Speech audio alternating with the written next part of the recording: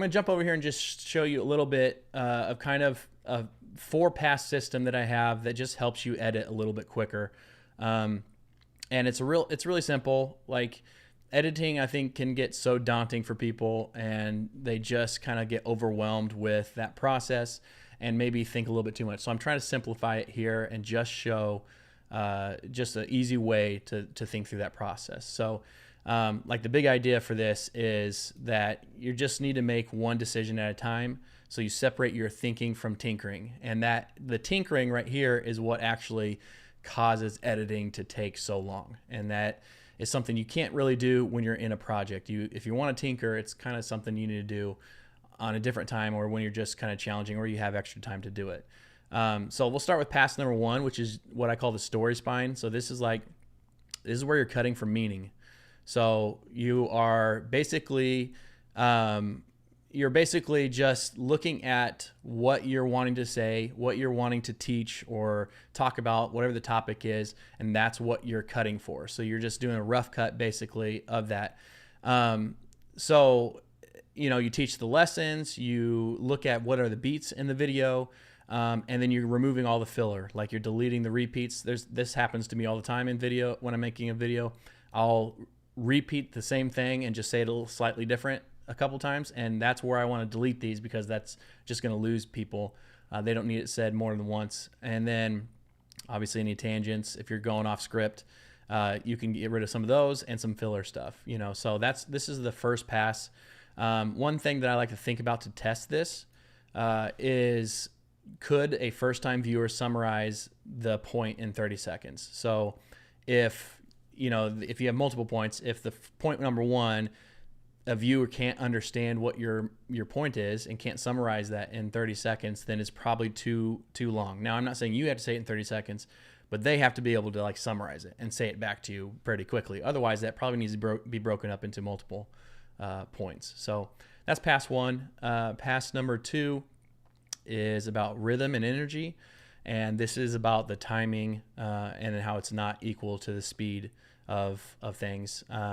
So you want to tighten the heads and tails, what's at it, like the beginning and end of things, and remove dead air. So that's a little bit like deleting all this kind of filler stuff, but this is just tightening it up. So usually after a rough cut, I'll go back into it and I will tighten up the edges and the pacing of the gaps between the clips a little bit. And so just to make sure that it's good to go.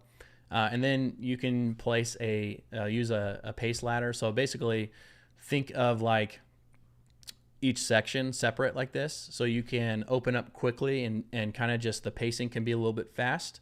I mean, the whole video can be this way, but also each section can be this way. Where it's quick, you get into kind of this is what it's going to be about. Then you do the breadth of context. So really figuring out this is where you explain it all and you give the context of what that is. And then you kind of re-accelerate into some examples to kind of bring that context home. And then another thing is adding micro movement. So this is where I would do this after the whole rough cut's done. This is where I'll do the punch ins, just zoom in, on the shot, a cutaway. So B-roll, I might drop some B-roll here, or some quick visual change if that's, I don't know, adding some motion to a slow zoom or something. And that's kind of what I'll do during the second pass for rhythm and energy, because you want to give a little bit energy to it as well as have rhythm. And then just the rule of feel. And this is you can't really teach this. This just comes from, I don't know, experience and just doing it a lot of times, is when in doubt, cut earlier. So basically what that means is if you feel like it's dragging on, then it's probably dragging on. So find a way to cut some of that out, cut earlier, and kind of just bring things together a little bit tighter. All right, the third pass is for clarity. Obviously, we have a lot of clarity by cutting a lot of this stuff out in the first 2 passes, but this is where we want to bring clarity to the person who's watching. So this is going to help get the message across. And that is minimal on-screen text. You want to put some on-screen text, for instance, to help drive the what and the why and the where home. So that way people can understand what you're saying. It's just something to kind of bring that context that we talked about earlier and the real world examples to the forefront and just hit home some of the main things that you want to clarify a little bit better.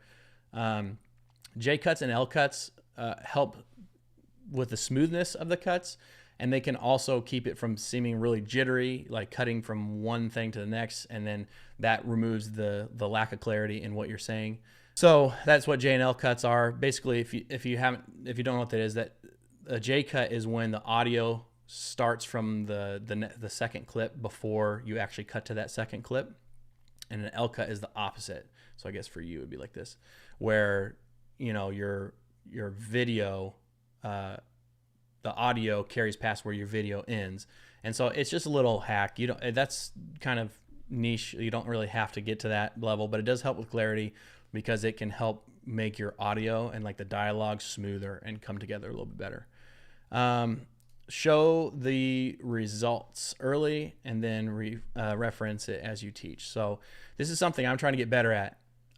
This is part of that clarity where you want to put the results and kind of like the proof, if you will, the social proof up front, so that it just makes your audience say, you know what, they know what they're talking about. I need to see how does this happen, right? So here's the results. Let me find out how this happened. So trying to do that will actually bring a lot more clarity to what your video is doing as well, or what you're teaching or talking about. And then remove anything the viewers must figure out. And I kind of talked about it earlier, but like anything that the viewer is like, I'm not sure what that is, I got to think about it, that immediately makes them click off for the most part. I mean, I don't know if you've ever been in a video, or watched a video where you have to try to figure out what they're talking about, and then it just kind of pulls you out of that video. So clarity beats clever every time. And that's something that like I struggle with sometimes too, because like I want to do all these cool things, I want to edit a certain way. This isn't just like with the script, but it's also visually. Sometimes it's fun to use the really cool templates and graphics and B-roll and all this other stuff, but if it makes it unclear, then it's not worth using. So clarity beats clever. Make sure you do that. All right, pass 4. This is when you get to the kind of end of the video, and this is where you're going to polish. I wouldn't polish anything. And what I mean polish is like just the fine tune, kind of that, from up here, the tinkering side of things. Don't go into polish until the very, very last. It wastes so much time when you maybe do like the first 30 seconds and then you just feel like you want to polish that up really good before you move on to the rest of the video. It actually will cause you to edit way longer than if you just wait to polish to the end. So that includes like balancing the dialogue. So balancing or normalizing the audio just so the levels are clear. They're loud, they're at the right decibel, but they're clear across the board and it doesn't go up and down. And so that's what I would do first. I'd add a little music that supports, so that's key. It needs to support the video. And then so that's kind of what you're doing at the first there. And then simple color, I do a little bit more than this, but I wouldn't do color grading until that time either. And essentially, like the main things you need, the 3 things are exposure, white balance, and then add some contrast. So exposure is key. You really need to get that right in camera most of the time, but if you can't, adjust it in post, use some waveforms or graphs or whatever. White balance is just how warm or cool the image is. Make sure it looks natural. And then gentle contrast. I wouldn't add too much, but add enough that it boosts a little bit of contrast, which will also bring up some of the saturation as well. So that's when you do colors. You do light noise reduction on the image as well as in audio. Again, consistent level of the voice is big here in the final phase. And then you do the export check. So just make sure that your voice is clear, that the first 5 seconds is clean. It's, really maybe the first 30 seconds, your whole hook. Like make sure that is polished and ready to go. And then the big thing here is in that hook, make sure that you're stating the promise of your video and then also making sure it's delivered throughout the whole video. Like that's just before I go through export, I watch it through and I think about those things just to make sure from the vantage point of a viewer. If you have questions about any of this stuff, drop them in the chat or in the comments below and I'll touch on those. So for those 4 phases, those are just simply go through those. This is the decision workflow. Basically, I kind of structure everything through phase 1 and 2 before I go to anything with the style, which is in phase 3 and 4. So all the structure is phase 1 and 2. Work top down. So this is like the whole segment, each beat, individual frame. So like even on a video, work from the whole video, do the rough cut on the whole video, and then come down to like each beat, and then come down to individual frames. So work top down. And then, yeah, the default choices like hard cuts over dissolve. So that's just basically a cut, immediate cut. A dissolve is kind of like a fade between two clips. And then shorter beats over longer beats. And what does a beat mean? It's just like the pacing or the tempo of a point, of a main point. So the longer you ramble on about your point number 1, the less likely people are going to be around for point number 2, 3, 4, and 5. So shorten those beats up to the point where they're giving the context and the information that's needed, but they're not like, overwhelming or just dragging on.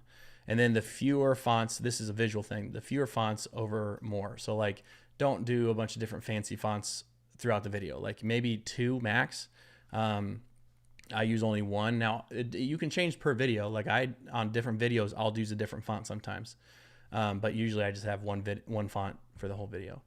These kind of things just simplify and just, make it more consistent and concise. And then the viewer checklist. This is putting yourself in the position of the viewer. So, kind of get in their shoes. So does the payoff of their click? So obviously with your title and thumbnail, does the payoff appear or is it previewed in the first 10 seconds? So is there some sort of confirmation of the promise and the payoff of the click that you got on your title and thumbnail? That needs to be happening in the first 10 seconds. And then no 2 back-to-back boring shots. I mean, you can judge what boring is. Some videos, they're just boring videos because you don't need a lot of flash. So you have to judge on that. Now, if it's something that needs to have pacing, the boring shots that I think of are just like, if I'm just dragging it out, like, with what I'm saying, those are too boring. Like, I don't want those back to back. I want to throw in some B-roll. I want to throw in some stuff that kind of sparks the viewer's brain to, hey, stick around. There's more going on than just this shot, So just think about that from the viewer standpoint. Obviously, thinking about just fluff sentences. So like stuff that has no meaning, make sure that they don't go past the first pass number 1. Get rid of those sentences.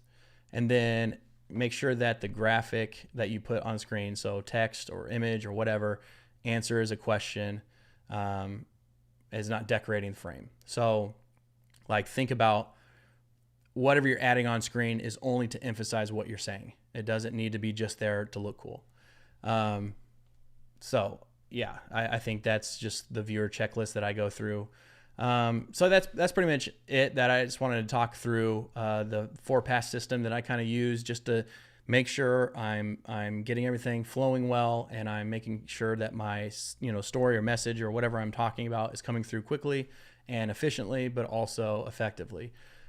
So yeah, I think if you haven't done something like this, maybe do a 4-pass on the next video you're doing or the one you're working on. Or if you haven't done a video, make a 60 to 90 second video on something that you just love to talk about, and then go in and edit and do this 4-pass system. I will link, it's not linked in the description right now, but I will link this document here in the description after we're done with the live stream, so that you guys can get that and use that. And then if you want feedback on these type of things, join the Creator Lab that I talked about earlier. This is where you can get feedback on these type of projects or like challenges or anything that you're working on yourself for your own channel or your own business. That's where you can get feedback on all these things. And we have practice prompts like this every week in there. So yeah, that's pretty much it for the editing faster with fewer decisions and the whole 4-pass system that I use.